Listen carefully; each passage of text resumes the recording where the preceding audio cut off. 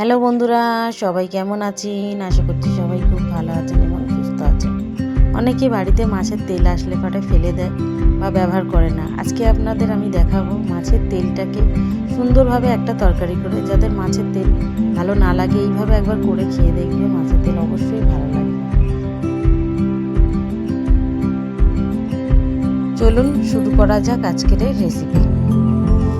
প্রথমে আমি এখানে মাছের তেলটাকে নিয়েছি। এখানে কোনো মাছের এমনিতে যে নাড়ি টাড়িগুলো থাকে সেগুলো আমি নিইনি, শুধু তেলটা আর একটুখানি ডিম ছিল সেটাই নিয়েছি। নিয়ে 2 চামচের মতো ভিনিগার দিয়ে এখানে 10 মিনিটের মতো রেখে দিয়েছিলাম, যাতে এর গন্ধটা বা নোংরাটা কেটে যায়। এবারে আমি ভিনিগারের জলটাকে পুরো ধুয়ে ফেলে দিয়েছি, জল দিয়ে ভালো জল দিয়ে। তার উপর দিয়ে একটুখানি হলুদ গুঁড়ো, অবশ্যই বলতে ভুলে গেছিলাম, এগুলোকে একটুখানি কেটে নেবেন ছোটো ছোটো করে আপনাদের আন্দাজ করে। আমি কেটে নিয়েছিলাম।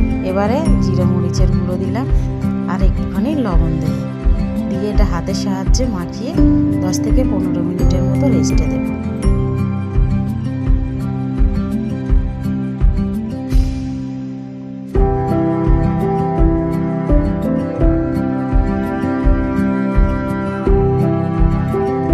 এবার আমি পেঁয়াজ কলি, বেগুন বা সবজি যা যা লাগবে সব কেটে নিয়েছি। এবার একটা কড়ার মধ্যে কিছুটা সরষের তেল দিয়েছি, দিয়ে ভালোভাবে তেলটাকে গরম করে নিয়ে আগে মাছের তেলগুলোকে ভেজে নেব, যাতে এর একটা গন্ধটা চলে যায়, খেতেও ভালো লাগে। অবশ্যই আপনারা একটু তেলটাকে ভেজে তুলে নেবেন। এখানে আপনারা চাইলে তেলটা একটু কম দেবেন। আমি বুঝতে পারিনি অনেকটা তেল বেরিয়েছিল, তেলটা একটু কম দিলেই সব থেকে বেটার। মাছের তেল থেকেও অনেকটা যেহেতু তেল বেরোবে, আর এখানে আমি কাতলা মাছের তেল ছিল, তেলটা অনেকটাই ছিল পরিমাণ, সেই জন্য আপনারা চাইলে তেলটা কম করে। দেখতে পাচ্ছেন তেল কতটা বেরিয়েছে, রান্নার সময়ও যথেষ্ট তেল বেরোবে। সবজির পরিমাণটা বেশি হলে তেলটা অবশ্যই অসুবিধা লেগে যাবে। এটা ব্রাউন ব্রাউন করে একটু ভাজা ভাজা হয়ে গিয়েছে, আমি এগুলোকে নামিয়ে নিচ্ছি, দেখতে পাচ্ছেন।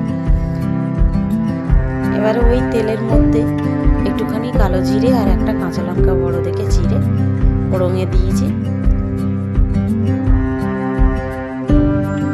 কিছুক্ষণ নাড়ার পরে একটা গন্ধ বেরালে এবার কুচিয়ে রাখা অল্প করে পেঁয়াজ দিয়ে দেবো, দিয়ে পেঁয়াজটাকে একটুখানি হালকা ভাজা ভাজা করে দেবো।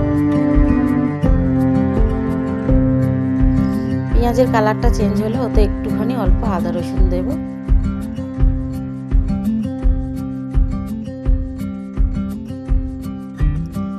আদা রসুনটাকে একটুখানি তেলের মধ্যে নাড়াচাড়া করে নিয়ে এবার আমি গুঁড়ো মশলাগুলো দেবো।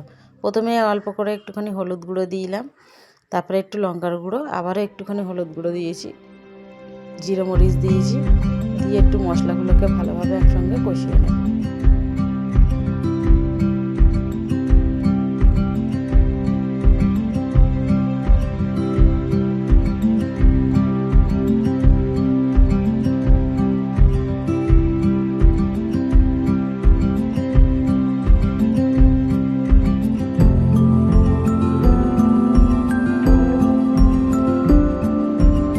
ভালোভাবে মশলাগুলো কষানো হয়ে গেলে এবার আমি মাছের তেলগুলো রাখা ছিল সেগুলোকেও ভেজে রাখা দিয়ে দেবো, দিয়ে সব একসঙ্গে মশলাগুলোকে কষিয়ে নেব।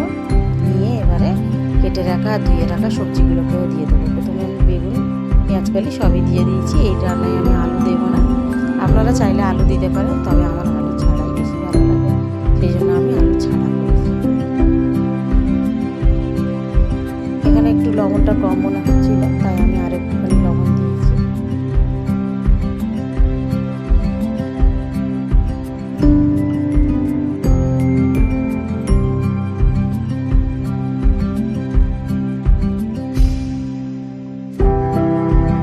এবার একটুখানি আমি জল দেবো। এই রান্নায় বেশি জল দেবো না, কারণ পেঁয়াজ আর বেগুন বেশি সিদ্ধ হতে সময় লাগে না, সেই জন্য অল্প করে একদম জলটা দেবো, দিয়ে হালকা চাপা দিয়ে কিছুক্ষণ একবার ঢাকা খুলে দেখেছি।